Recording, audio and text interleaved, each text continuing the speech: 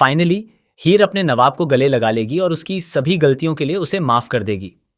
जहां एक तरफ नवाब के ऊपर पिलर गिरने वाला होता है, तभी हीर दौड़कर उसे खींच लेती है, गले लगा लेती है और उसे माफ कर देती है।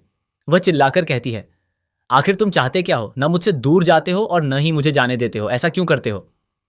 इसके बाद हीर अपनी माँ के दिए हुए कंगन भी पहन लेती है। लेकिन आखिर यह सब होता कैसे है दोस्तों, हम आपको बताते हैं। जहां एक तरफ नवाब अपनी हीर को मनाने के लिए उसके घर आता है, वहीं दूसरी तरफ पम्मी हीर को ताने देती है। वह कहती है कि हम दोनों की हालत एक जैसी है और तेरा दर्द मुझसे ज्यादा कोई नहीं समझ सकता।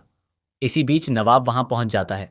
घर के सभी लोग उसे रोकने की कोशिश करते हैं, लेकिन नवाब किसी की नहीं सुनता। वह हीर को एक कमरे में ले जाकर उससे कहता है, मुझे माफ कर दो, माँ ने तुम्हारे लिए ये कंगन भेजे हैं।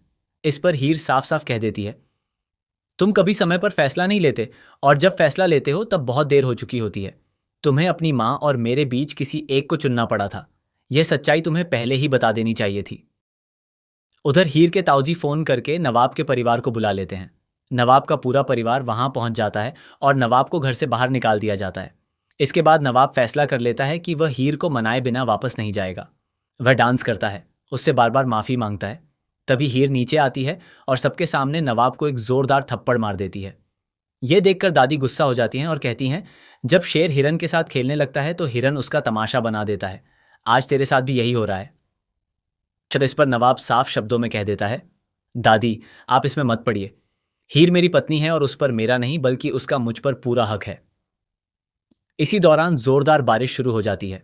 दिलीप हीर की मां से कहता है, मैंने हमेशा हीर को अपनी बेटी माना है।